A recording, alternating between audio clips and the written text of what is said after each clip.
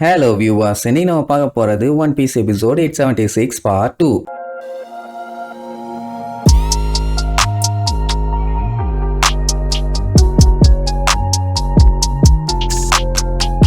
Open பண்ணா போன பாட்டுல இப்ப பிக் மாமோட பைரட்ஸ் எல்லாம் ஒரு சைடு கம்ப்ளீட்டா நின்றுட்டு இருக்காங்க. இந்த பக்கம் straw hat pirates and Sun pirates. இல்ல மெயினா ஸ்டார் ஹேட்ஸ் எஸ்கேப் தான் ஆக போறாங்க. சன் பைரட்ஸ் மட்டும் தான் சண்டை போட போறாங்க. நம்ம ஆளுகளோட வேலை எஸ்கேப் ஆறது மட்டும் தான். சண்டை ஆரம்பிச்சோம்னா அவங்க கண்ணா பின்னான்னு குண்டை வச்சு சுடுவாங்க. ஃபிஷ்மேன்ஸ் எல்லாம் கடல்ல இருக்கிறதுனால அவங்களுக்கு பயங்கரமான அட்வான்டேஜ். போய் பூந்து புரட்டி எடுத்துட்டு இருப்பாங்கன்னு வைங்க. ஆனா ஜிம்பைக்கு இதை பார்க்கும்போது ரொம்பவுமே கஷ்டமா இருக்கும். ஏன்னா ஆப்போசிட்ல இருக்க ஆளுங்க பூரா அறிவு கேட்டவனுங்க. இப்படி உங்க குரூப் சண்டைக்கு போனாங்கன்னா ஒண்ணு அவங்க கிட்ட மாட்டிக்குவாங்க, இல்லன்னா செத்துருவாங்க. அதனாலதான் பயந்துகிட்டு இருப்பான். இந்த ஓவன் மட்டும் நான் ஸ்டார் ஹேட்டை என்ன ஆனாலும் விட மாட்டேன்னு சீன் போட்டுட்டு பயங்கரமா தண்ணியை ஹீட் பண்ண ஆரம்பிப்பானா. அலாதீன் அப்போ சொட்டு தண்ணியை வச்சு அவனுக்கு சொலுப்புன்னு 4 அடி கடுப்பாயிருவான். இப்போ நீருக்கும் நெருப்புக்கும் சண்டை. அந்த மாங்கா மண்டைய ஏன்டா கொய்யால, நீ எங்க அம்மாவுக்கு கீழே வேலை பார்த்துட்டு இருந்தவன் தானே, எவ்வளவு தைரியம் இருந்தா நீ அவங்களுக்கே துரோகம் பண்ணுவேன், எல்லாம் வாழ்றக்கே தகுதி இல்லாத ஆளு, அதனால உன்னை கொல்லாம விட மாட்டேன்னு அட்டாக் பண்ணுவான். அவன் நான் என் தலைவரை காப்பாத்துறதுக்கு சாகருக்கு கூட தயாரா டுமா கொலிம்பான். சோ இப்ப அவங்க 2 பேத்துக்கும் பயங்கரமா சண்டை போயிட்டு இருக்குது. இவங்களுக்கு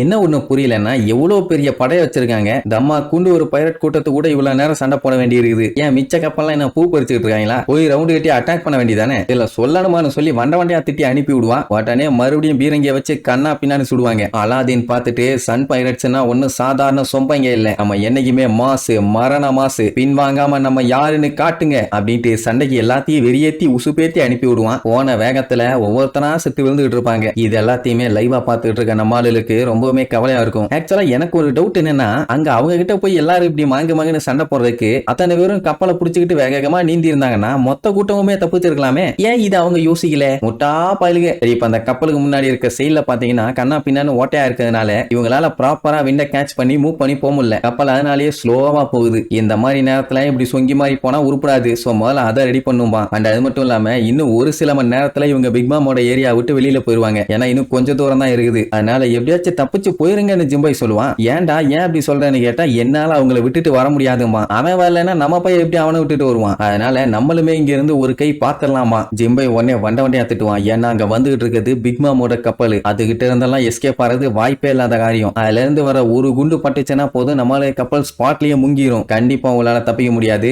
நான் இறங்கி ஒரு கை பாத்துறேன். ஆனா ஒண்ணு மட்டும் உறுதி, கன்ஃபார்மா நான் உயிரோட வருவேன். நீங்க கவலைப்படாம தப்பிச்சு போங்கம்மா. யாருக்குமே ஜிம்பையை திரும்பி அனுப்புறதுல சுத்தமா இன்ட்ரெஸ்ட் இல்ல. ஆனா அவனோட டீமும் அவனுக்கு முக்கியம் தானே. அதனால பையன் இப்படி ஒரு டிசிஷன் எடுத்துட்டான். பட் அந்த டைம் லூஃபி சம கான்ல கூப்பிட்டு, ஜிம்பை ஒன்னு ஞாபகம் வச்சுக்க, நான் தான் இப்போ உன்னுடைய கேப்டன். நான் உனக்காண்டி லேண்ட் ஆஃப் ஆனோல வெயிட் பண்ணிட்டு இருப்பேன். ஒழுங்கா வந்து சேர்ந்துருப்பான். அவனும் கண்டிப்பா நான் வருவேன்பா. அண்ட் என்ன ஆனாலும் சரி செத்துறாதன்னு வேற அடிச்சு சொல்லுவான். அப்படியே கட் பண்ண பிக் மாம் அந்த ஃப்ளஃபி ஐலாண்டை விட்டு கிளம்பிட்டான். அப்படி வர அவ கேட்ட கேள்வி என்ன தெரியுமா? இன்னும் அந்த ஸ்டார் ஹேட் உயிரோட இருக்கானான்னு. இந்த பெரஸ்பரோ கூட இருக்கிறதுனால அவன் எல்லா விஷயத்தையுமே சொல்லிடுவான். இப்ப கக்கவா ஐலாண்ட்ல சண்டை போட்டுட்டு இருக்காங்கல்ல, அந்த மேட்டரை கூட சொல்லிடுவான். அப்படியா அவன் சாகலையா அப்படின்னா நான் அவனை கொள்றேன். ஸ்டார் ஹேட் ரெடியா ராக்கன்னா நான் வந்துகிட்டே இருக்கேன். உன்னோட சோல் எடுத்து நான் என்னோட ஹோமிஸ்க்கெல்லாம் உசுரா கொடுத்துறேன் அப்படின்ட்டு செம ஹாப்பியா வந்துகிட்டு இருக்கா. இதுக்குதான் இவளெல்லாம் கள்ளிப்பால் ஊத்தி கொண்டிருக்கணும். விட்டாங்கல்ல, கேக்கு செஞ்சவனுக்கே ஆப்பு வைக்க வந்துகிட்டு இருக்கா. இங்க பெஜிகாவா அந்த பக்கமா போறத பார்த்தவன தான் நிம்மதி. ஏன்னா இப்ப அவளோட டார்கெட் ஸ்டார் ஹேட் தான். அதனால இவங்களை கண்டுக்காம விட்டுட்டா. இவங்களும் அந்த டாட்டா ஷிப்ல இருக்கிறதுனால